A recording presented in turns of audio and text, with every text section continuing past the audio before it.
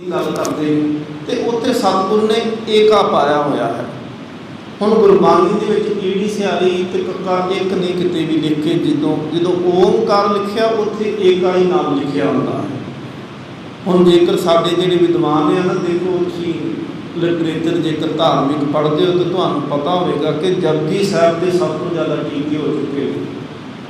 150 तो ज़्यादा ਵੱਖ-ਵੱਖ विद्वानों ने जपजी साहिब के टीके कर दिते हैं। मस्कीन साहब ने किया, डॉक्टर वीर सिंह ने किया, विनोदा भावे ने किया, रजनीश ने किया, होर भी जिहड़े ਵੱਖ-ਵੱਖ धर्मां वालियां ने, संत करतार सिंह होना ने किया, संत गुरबचन सिंह होना ने किया, जितने भी उदासियां ने किया है, निर्मलिया ने किया है, बहुत सारे टीके हो चुके हैं। और इन्हां दे विच हिंदू धर्म वाले भी कई विद्वान ने, एक डॉक्टर होए ने इस्लाम दे विच, उन्होंने भी किया, उन्होंने कविता के रूप में किया है जपजी साहिब का टीका। डॉक्टर शायद मुहम्मद है उन्होंने नाम, उन्होंने भी किया है टीका। हुण देखो बाणी एक है तो उन्होंने समझण वास्ते सतगुर ने जिस तरह की किसी को भांडा दे दिता, सतगुरु महाराज जी की उस तरह उन्होंने अर्थ कर दिते। हुण किसी ने तर्क की सी उत्थे, कह लगे देखो जी बाणी एक है तो इनका टीका भी एक होना चाहिए, इन्हें एक तरीके ना समझना चाहिए। समुंदर का पानी देखो कितना विशाल समुंदर होंदा है, पर जिहड़ा जिन्ना डूंगा जाता है वो उन्ना ही उहदे विचों खोज के लै आउंदा है। जे कोई उत्ते उत्ते लहरां ते रह जाता है उत्थों सिप्पियां इकट्ठियां करके आ जाता है, जे कोई थोड़ा डूंगा चले जाए वो थोड़ा होर कुछ लैके आ जाएगा, कोई मोती लैके आउंदा है। जितना कोई डूंगा जाता है उन्होंने उतना डूंगा ज्ञान मिल जाता है। तो जिस तरह सतगुरु कृपा करता है, किसी विद्वान ने कहा सी उत्थे निर्मले साधु सी बाबा बलविंदर सिंह, उन्होंने किसी ने कहा कहते ਵੱਖ-ਵੱਖ टीके क्यों, साढ़े वैसे पंथ की आदत बन चुकी, वो कहते नहीं प्रमाणिक एक ही हो सकता है, प्रोफैसर साहब सिंह का हो सकता है, या किसी निर्मलिया का हो सकता है, या किसी होर का हो सकता है।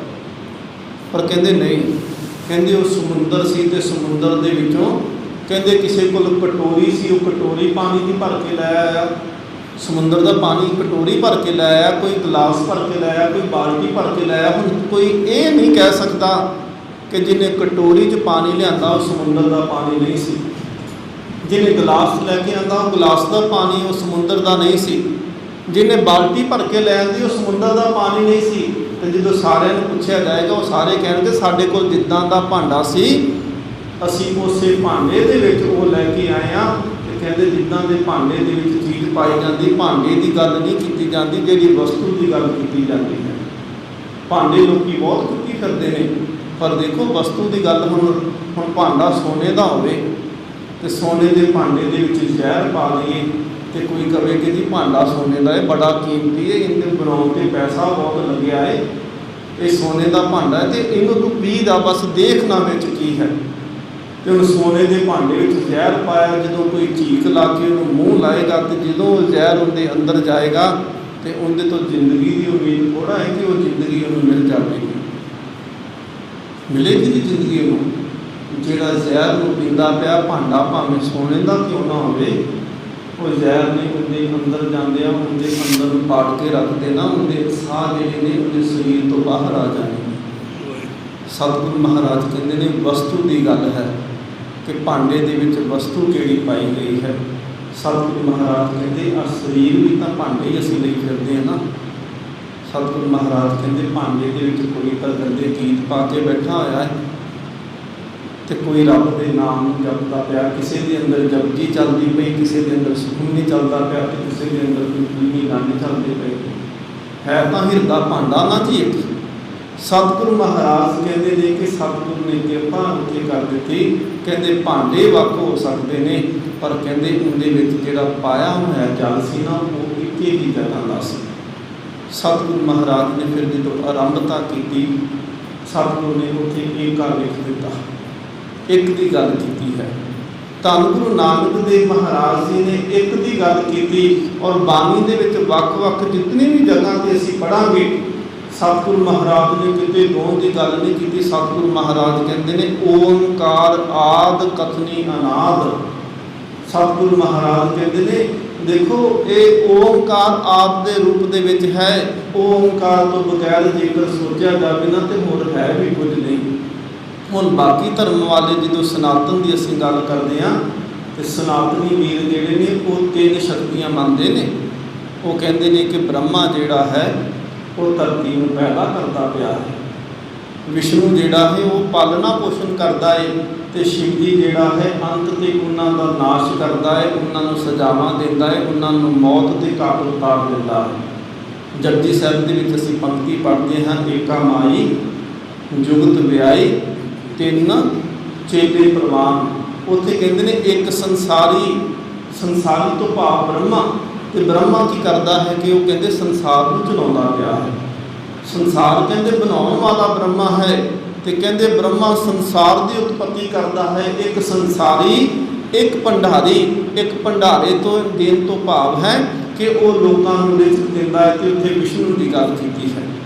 ਇੱਕ ਲਾਏ ਦੀ ਬਾਣ, ਤੇ ਜਦੋਂ ਗਿਆਨੀ ਗੁਰਬਚਨ ਸਿੰਘ ਹੋਣਾ ਦੇ ਸੰਤ ਕਰਤਾਰ ਸਿੰਘ ਹੋਣਾ ਨੇ ਦਮਦਮੀ ਟਕਸਾਲ ਨੇ ਜੋ ਟੀਕਾ ਕੀਤਾ ਹੈ, ਉੱਥੇ ਉਹਨਾਂ ਨੇ ਦੀਵਾਨ, ਅਸੀਂ ਸ਼ਬਦ ਇਕੱਠਾ ਪੜ੍ਹਦੇ ਹਾਂ ਦੀਵਾਨ ਦੱਦੀ ਨੂੰ ਬਿਹਾਰੀ ਦੇ ਨਾਲ, ਉੱਥੇ ਉਹ ਵੱਖ-ਵੱਖ ਕਰਦੇ ਨੇ। ਦੀ ਬਾਣ ਕਹਿੰਦੇ ਇੱਕ ਉਹ ਹੈ ਜਿਹੜਾ ਬਾਣ ਲਾਉਂਦਾ ਪਿਆ ਹੈ, ਬਾਣ ਕਹਿੰਦੇ ਅਸੀਂ ਤੀਰਾਂ ਨੂੰ, ਤੇ ਕਹਿੰਦੇ ਇੱਕ ਉਹ ਏ ਤੇ ਜਿਹੜਾ ਨਾਲ ਬਾਣ ਮਾਰਦਾ ਪਿਆ ਏ, ਜਿਹੜਾ ਵੀ ਉਹਦੀ ਨਿਗਾਹ ਦੇ ਵਿੱਚ ਆ ਜਾਂਦਾ ਉਹ ਬਾਣ ਮਾਰਦਾ, ਤੇ ਬਾਣ ਮਾਰਨ ਤੋਂ ਬਾਅਦ ਉਹਦੇ ਸਰੀਰ ਦੇ ਪ੍ਰਾਣ ਨਿਕਲ ਜਾਂਦੇ ਨੇ।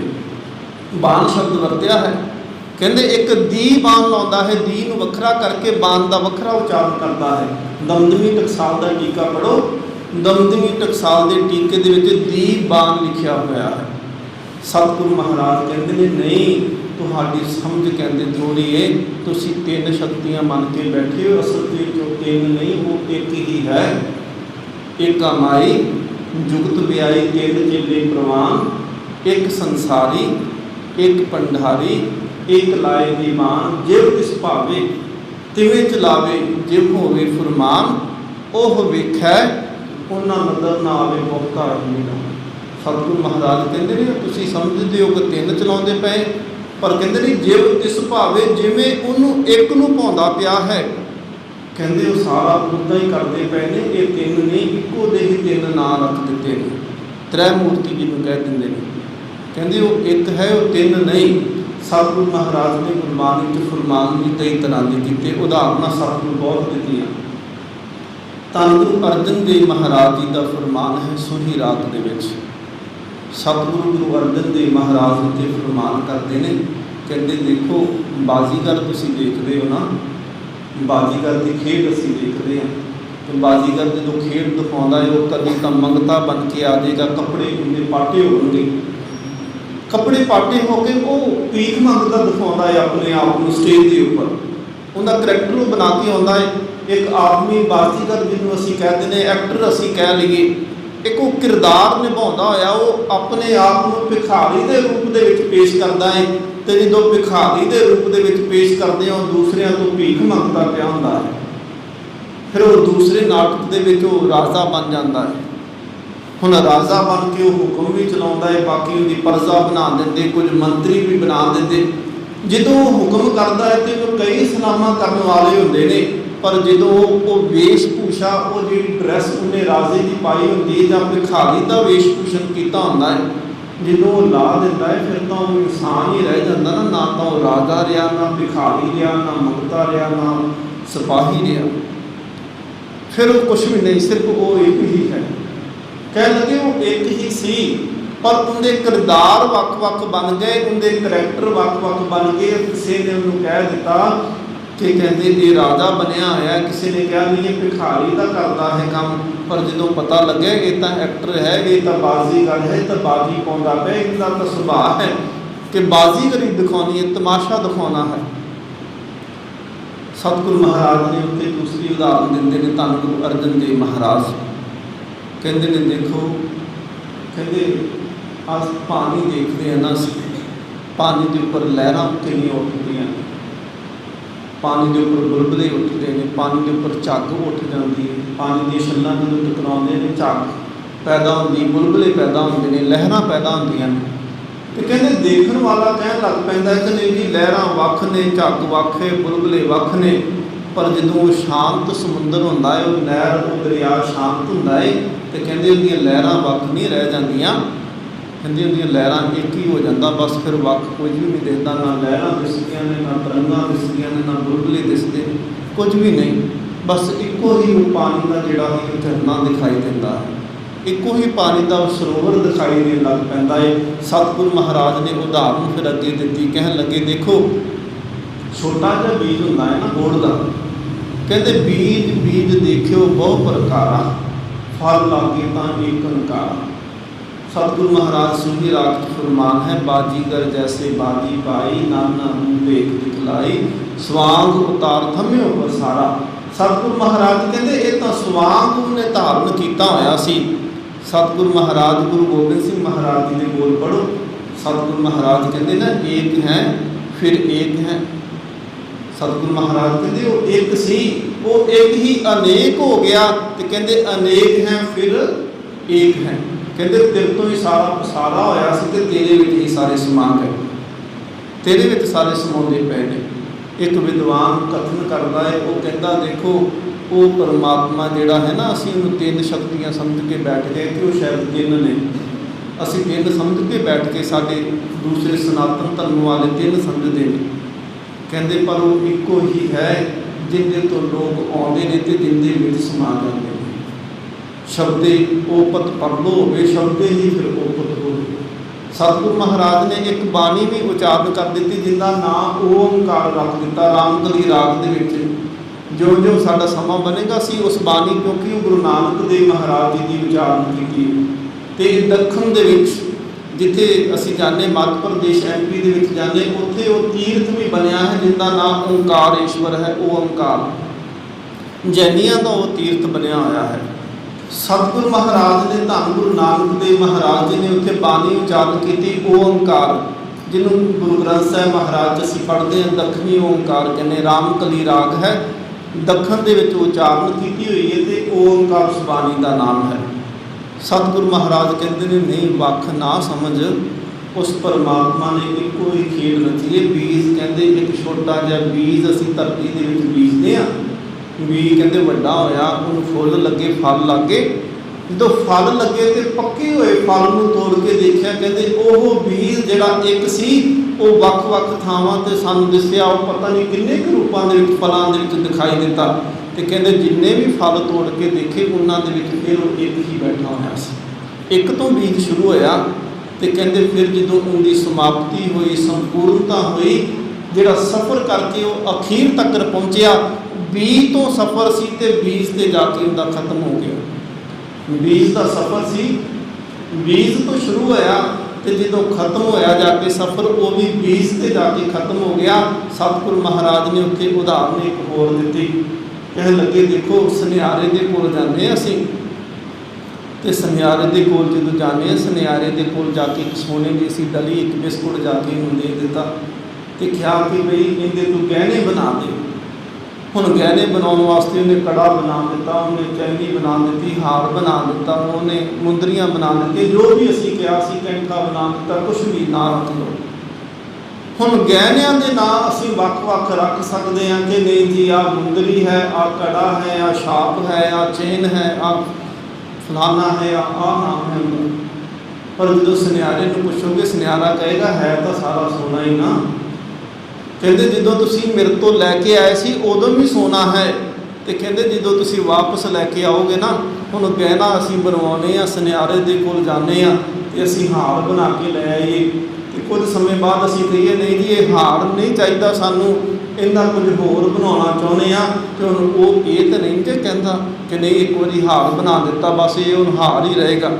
वो कहेगा तुसीं मेरे तो लैके आओ, मैं इनू ताह दे विच रखांगा, कसवट्टी दे उत्ते रखांगा, जदों मैनूं तपावांगा ये फिर सोना बन जाएगा, क्योंकि सफ़र सोने तो शुरू होया सी ते कहंदे इहदा सफ़र खत्म भी सोने ते होना है।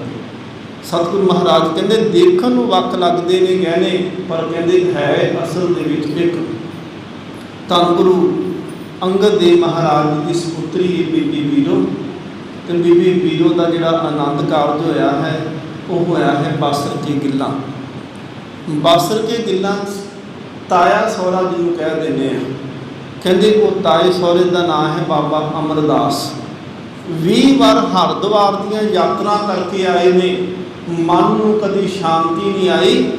ਤੇ ਕਹਿੰਦੇ ਜਿਸ ਦਿਨ ਕਿਸੇ ਫਕੀਰ ਨੇ ਇਹ ਮਿਹਣਾ ਮਾਰ ਦਿੱਤਾ ਸੀ, ਕੋਈ ਸਾਧੂ ਕੋਈ ਤਪਸਵੀ ਨਾਲ ਆਇਆ ਤੇ ਜਦੋਂ ਉਹਦੀ ਸੇਵਾ ਭਾਵਨਾ ਕੀਤੀ, ਉਹਨੇ ਪੁੱਛਿਆ ਕਹਿੰਦਾ ਭਾਈ ਤੇਰਾ ਨਾਂ ਕੀ? ਕਹਿੰਦਾ ਮੇਰਾ ਨਾਂ ਅਮਰਦਾਸ ਹੈ।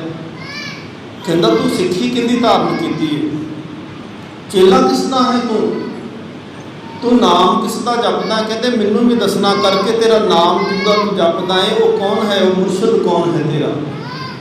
ਬਾਬਾ ਅਮਰਦਾਸ ਮਹਾਰਾਜ ਕਹਿਣ ਲੱਗੇ ਕਹਿੰਦੇ ਮੈਂ ਤਾਂ ਅਜੇ ਤੱਕ ਨਾਮ ਲਿਆ ਹੀ ਕੋਈ ਨਹੀਂ। ਕਹਿੰਦੇ ਤੂੰ ਗੁਰੂ ਧਾਰਨ ਨਹੀਂ ਕੀਤਾ? ਕਹਿੰਦਾ ਨਹੀਂ ਜੀ ਮੈਂ ਅਜੇ ਤੱਕ ਗੁਰੂ ਕੋਈ ਨਹੀਂ ਧਾਰਨ ਕੀਤਾ।